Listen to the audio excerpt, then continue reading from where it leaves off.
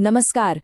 आज हम जो विश्लेषण करने जा रहे हैं वो कोई चुनावी भविष्यवाणी नहीं है, बल्कि ये करीमगंज दक्षिण में लोगों, राजनीति और शासन के बीच जो रिश्ता है उसकी एक डेटा आधारित पड़ताल है। हमारा मकसद किसी को जिताना या हराना नहीं, बल्कि सिस्टम को समझना है, ताकि जो भी सत्ता में आए वो लोगों की जिंदगी को सच में बेहतर बना सके। चलिए इसे गहराई से समझते हैं।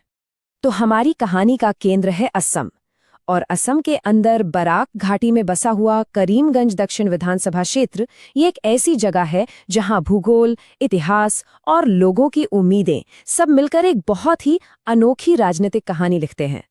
और इस कहानी को समझने के लिए हमें जमीन पर उतरना ही होगा। कहते हैं हर चुनाव जमीन पर लिखी एक कहानी होती है, जिसे वहां की नदियों का बहाव और वहां रहने वाले लोगों की उम्मीदें दोनों मिलकर आकार देती हैं।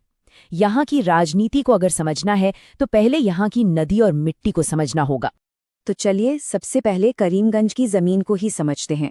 मतलब कि यहाँ के लोग कैसे जीते हैं, उनकी आजीविका क्या है, उनका समुदाय कैसा है और पानी के साथ उनका क्या रिश्ता है।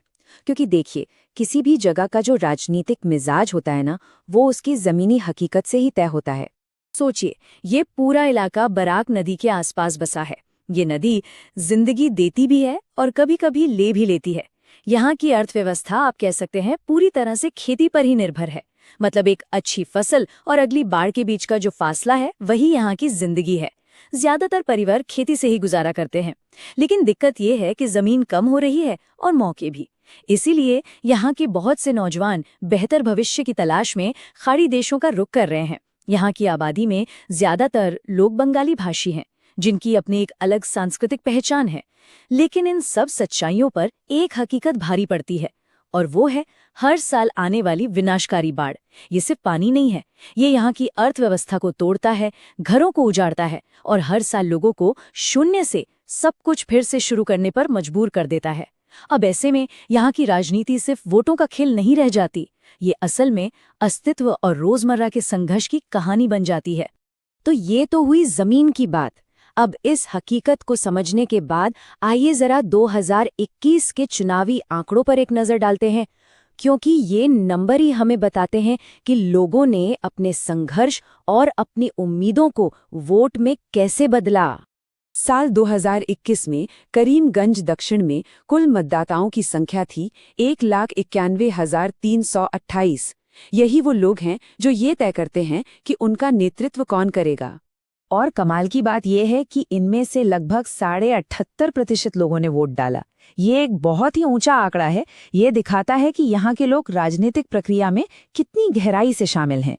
देखिए, जब जिंदगी मुश्किल होती है तो सरकार से उम्मीदें बढ़ जाती हैं, और यही उम्मीद लोगों को वोटिंग बूथ तक खींच लाती है। और नतीजा, जीतने वाले उम्मीदवार की जीत का अंतर था 32,487 वोट। चुनावी राजनीति में इसे एक बहुत बहुत बड़ा अंतर माना जाता है। ये कोई करीबी मुकाबला नहीं था, ये एक तरफा फैसला था। अब सवाल ये उठता है कि ऐसा हुआ क्यों? आंकड़े खुद कहानी बयान करते हैं। यहाँ वोटों का बंटवारा देखिए। एक तरफ इंडियन नेशनल कांग्रेस यानी आईएनसी को 59% से भी ज्यादा वोट मिले, तो वहीं दूसरी तरफ एनडीए की सहयोगी असम गण परिषद यानी एजीपी वो सिर्फ 37.5% पर सिमट गई। ये एक बिल्कुल साफ जनादेश था। लोगों ने एक बहुत ही स्पष्ट संदेश दिया, और इस साफ जनादेश को समझने की जो चाबी है वो यहाँ की सामुदायिक संरचना में छिपी है। करीमगंज दक्षिण में लगभग 56% आबादी मुस्लिम है, करीब 28% सामान्य हिंदू और 14% अनुसूचित जाति के हिंदू हैं। ये सिर्फ नंबर नहीं है, ये इस क्षेत्र की सामाजिक और राजनीतिक हकीकत को दिखाते हैं, और यहीं के इर्द गिर्द यहाँ की पूरी राजनीति घूमती है। ठीक है, तो हमें ये तो पता चल गया कि क्या हुआ। कांग्रेस को भारी बहुमत मिला, लेकिन अब हम सबसे जरूरी सवाल पर आते हैं, क्यों? 2021 के चुनाव में इतनी बड़ी जीत के पीछे की असली वजह क्या थी? अगर हम कांग्रेस की वोट शेयर का इतिहास देखें तो तस्वीर और भी दिलचस्प हो जाती है। वो हमेशा से इतने मजबूत नहीं थे। 1996 में लगभग 48% पर थे, 2006 में तो गिरकर 31% पर आ गए थे, लेकिन फिर 2021 में अचानक 17% की एक जबरदस्त छलांग। राजनीति में 17 पॉइंट का स्विंग बहुत बड़ी बात होती है। ये एक लहर थी। सवाल ये है कि ये लहर पैदा कैसे हुई? तो ये जीत कोई संयोग नहीं थी। इसके पीछे 3 बड़े कारण थे। पहला, कांग्रेस और एआईयूडीएफ के बीच एक तरह का अनौपचारिक तालमेल, जिसने एनडीए विरोधी वोट को बंटने से रोक दिया और एक जगह इकट्ठा कर दिया। दूसरा, सीएए और एनआरसी जैसे मुद्दों पर हुआ ध्रुवीकरण। इसका अल्पसंख्यक मतदाताओं पर बहुत गहरा असर पड़ा और उन्होंने एकजुट होकर वोट किया। और तीसरा कारण था कैंडिडेट खुद। कांग्रेस ने एक पुराने, जमीन से जुड़े स्थानीय चेहरे पर दांव लगाया था, जो 2016 में बहुत कम अंतर से हारे थे। इस बार लोगों ने उन्हें भारी मतों से जिता दिया। और देखिए, चुनाव के इस शोर शराबे में ये याद रखना बहुत जरूरी हो जाता है कि सार्वजनिक तौर पर कही गई हर बात एक जिम्मेदारी है। हर मतदाता इस सम्मान का हकदार है कि वो डर के बजाय तथ्यों के आधार पर एक सोचा समझा फैसला ले सके। यही हमारे संवैधानिक मूल्यों का सार भी है, जो हर नागरिक को गरिमा और विवेक का अधिकार देता है। अब सिर्फ एक चुनाव के नतीजों से आगे बढ़ते हैं। किसी भी राजनीतिक दल की असली ताकत को समझने के लिए हम एक फ्रेमवर्क का इस्तेमाल करते हैं, जिसे हम चतुर्मुख सिद्धांत कहते हैं। ये हमें ये समझने में मदद करता है कि क्या एक चुनावी जीत वाकई में एक मजबूत संगठन का संकेत है, या फिर ये सिर्फ एक अस्थायी लहर है। सोचिए, किसी भी राजनीतिक दल की शक्ति के 4 चेहरे होते हैं। पहला है चुनावी चेहरा, यानी आपका कोर वोट बैंक कितना मजबूत और वफादार है। दूसरा है संगठनात्मक चेहरा, मतलब जमीन पर आपकी पार्टी की मशीनरी, आपके बूथ लेवल के कार्यकर्ता कितने सक्षम हैं। तीसरा है नैरेटिव चेहरा, यानी आपकी कहानी, आपका संदेश लोगों तक कितना असरदार तरीके से पहुंच रहा है। और चौथा, संसाधन चेहरा, मतलब चुनाव लड़ने के लिए आपके पास पैसे और दूसरे संसाधन कितने हैं। इन चारों को मिलाकर ही किसी पार्टी की असली ताकत का अंदाजा लगता है। अब इस फ्रेमवर्क पर करीमगंज दक्षिण में कांग्रेस को रखकर देखते हैं तो तस्वीर एकदम साफ हो जाती है। चुनावी चेहरा वो मध्यम है, क्योंकि उनके पास एक भरोसेमंद अल्पसंख्यक वोट बेस है। लेकिन बाकी तीनों चेहरे बहुत कमजोर हैं। संगठन कमजोर है क्योंकि जमीनी नेटवर्क में कोई खास जान नहीं है, अंदरूनी गुटबाजी भी है। नैरेटिव भी कमजोर है क्योंकि पार्टी का संदेश राज्य स्तर पर विपक्ष के बड़े नैरेटिव के सामने कहीं टिक नहीं पाता। और संसाधन भी कमजोर हैं। प्रतिद्वंदियों के मुकाबले पैसों और मीडिया की ताकत की भारी कमी है। इसका मतलब क्या है? इसका मतलब है कि 2021 की बड़ी जीत के बावजूद पार्टी की बुनियाद भविष्य के लिए कमजोर हो सकती है। तो अब इस राजनीतिक विश्लेषण से आगे बढ़ते हैं, क्योंकि असली मकसद तो शासन है, लोगों की जिंदगी बेहतर बनाना। तो चलिए अब मतदाताओं की मुख्य चिंताओं के आधार पर शासन के लिए एक आगे की सोच वाले ब्लूप्रिंट पर ध्यान देते हैं, क्योंकि चुनाव जीतना एक बात है और शासन करना बिल्कुल दूसरी।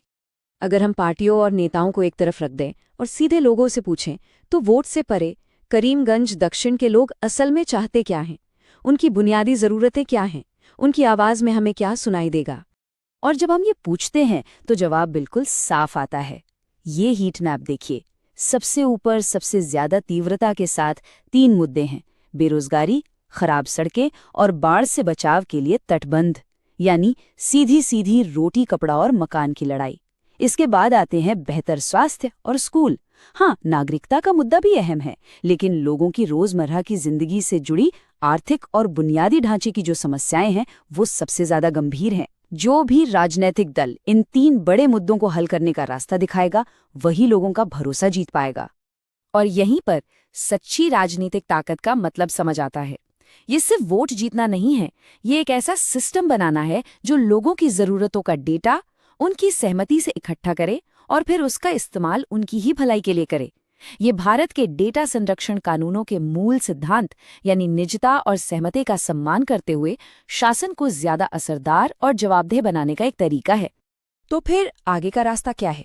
कोई भी पार्टी हो, उसके लिए एक सीधा साधा 4 कदमों का ब्लूप्रिंट है। पहला, भरोसा फिर से बनाएं, लोगों की सबसे बड़ी शिकायतों पर ध्यान देकर, यानी बाढ़, नौकरी और सड़कें। दूसरा, हर घर से सीधे जुड़ने के लिए बूथ स्तर पर संगठन को दोबारा खड़ा करें। तीसरा, राष्ट्रीय मुद्दों से ज्यादा विकास और जवाबदेही का एक स्थानीय नैरेटिव बनाएं।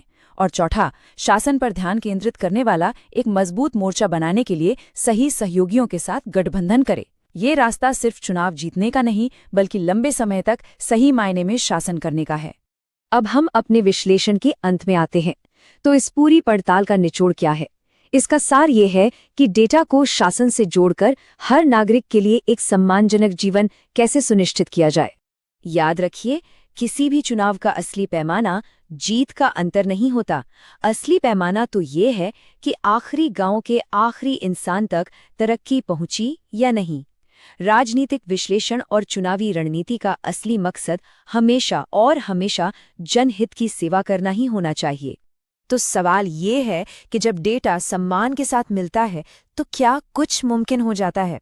तब एक ऐसी व्यवस्था मुमकिन हो जाती है जो लोगों की सुनती है, उनकी ज़रूरतों को समझती है और उनके जीवन को बेहतर बनाने के लिए काम करती है। अगर आप एक जन केंद्रित नेता बनना चाहते हैं और अपने निर्वाचन क्षेत्र का उत्थान करना चाहते हैं तो blueprintstrategies.ai से mgr@blueprintstrategies.ai पर संपर्क करें या 080 420 4102 पर कॉल करें। राजनीति से परे एक उद्देश्य,